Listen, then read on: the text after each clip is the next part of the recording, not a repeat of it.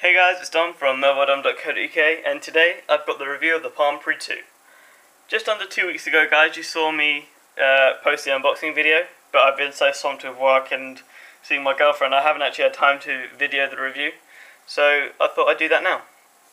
Alright, so this is the unlocked 3G European variant. It has 2G band support of 850, 900, 1800 and 1900, and wow, my voice just cracked when I said 900. It has 3G band support of 850 and 1900, 900 and 2100, which means it should work on AT&T in the States. I'm not sure about T-Mobile though, because it doesn't have 1700. Alright, let's go to dimensions. It's just over 100mm tall. It's 100.7, and sorry about knocking the tripod, guys. It's just under 60mm from left to right. It's 59.6, and an incredibly thick and portly 16.9mm, which is even thicker than the HTC Resound. Like, damn. But yeah, you have to take into account, guys, this has got a slide out QWERTY keyboard though, and it's actually a curved slider, which probably adds a bit of weight. A bit of thickness. Talking about weight, it weighs 145 grams, which isn't the heaviest, but it's definitely not the lightest when you consider phones like weigh like I think it's 120 grams, which is like the Oppo Finder, which is just crazy. This thing you're looking at now, which I'm pointing at, is obviously the screen. It's a 3.1 inch affair, the same as all the previous pre-devices. It also keeps the same resolution of 320 by 480, which is HVGA or half VGA resolution, and the 320 by 480 gives it a pixels per inch of 186, which is nowhere near the Retina 326 or the 720p's resolutions of like 306 plus up to like 342. So it doesn't look bad per se, but after you've seen those, it does definitely make a difference, even stepping down from WVGA like on the Orange San Francisco 2.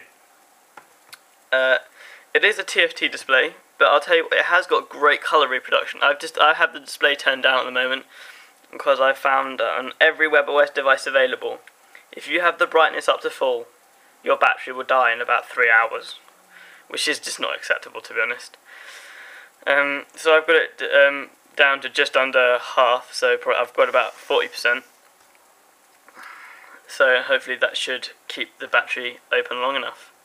On top of that lovely screen is a sheet of Gorilla Glass. So it goes away from the original Pre and the Pre Plus, which has a curved plastic. But the odd thing is, I actually prefer the feel of the curved plastic. I mean, if they had, because this is completely flat. This is completely flat, and it's like a ridge. If they managed a way to like curve the Gorilla Glass around in the same way they did on the original Pre and the Pre Plus, I would be so happy, because it just feels a bit odd having this flat like thing. I mean, this is the Pre 1, and you can see if I turn it this way, that just curves off nicely. This one, on the other hand, doesn't. It's just cut off. But that doesn't mean it feels bad. It's actually incredibly nice. I quite like it.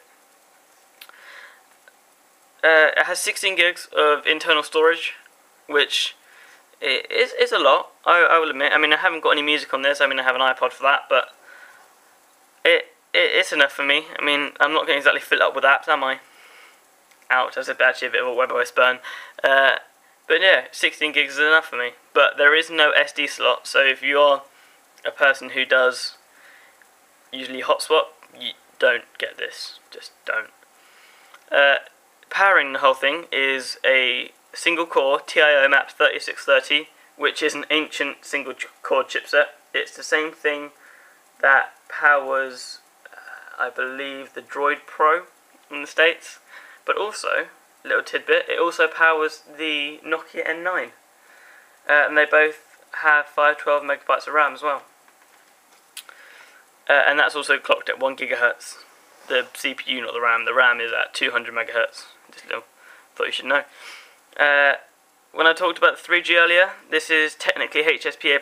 It no, it's not HSBA plus, it's HSDPA, sorry, and it's 7.2 megabits down and 2 megabits up. And obviously you have the usual connections, Bluetooth 2.1, Wi-Fi 802.11b and G, other things which I can't remember at this time. Damn. They'll come back to me.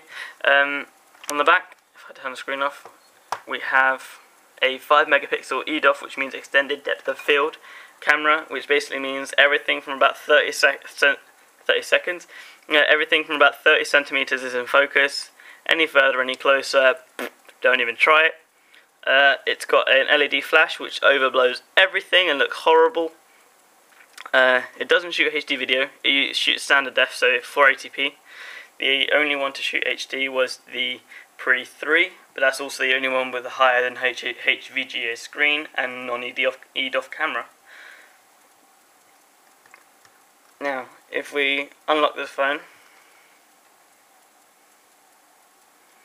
nice try guys, I wasn't going to put my password on camera. What is powering this is obviously WebOS, and this is actually not the version of WebOS that it shipped with. It shipped with WebOS 2.0.0, and as soon as I turned the camera off, I actually got prompted to do an update, and when it was all rebooted, not only did I have a nice, unwanted HP logo, I got WebOS 2.2.4. So if I scroll down to device info, if I scroll here, HP WebOS 2.2.4.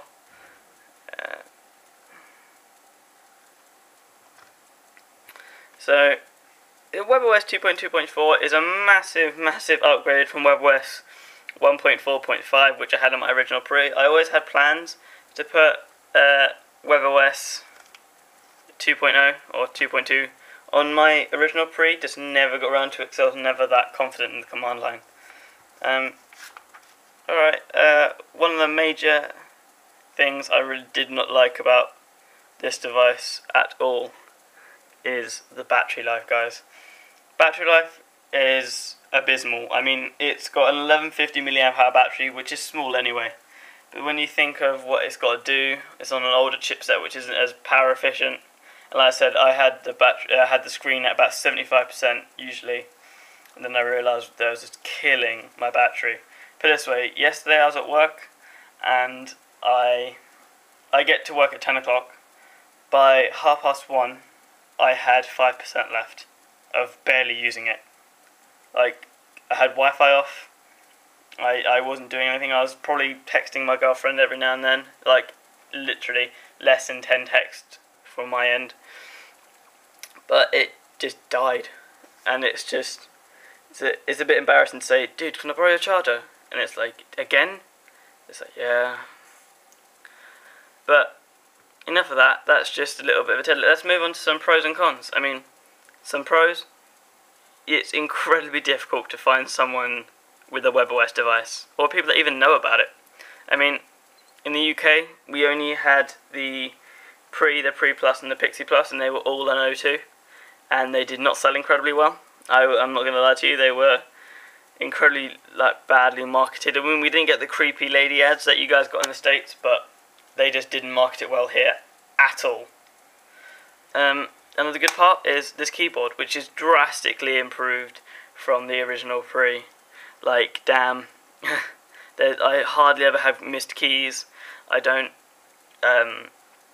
pardon me, I don't usually spell things wrong. Speaking of spelling things wrong, there is actually a spell checker on 2.2.4 that you have to activate yourself, but it's actually there, which is cool.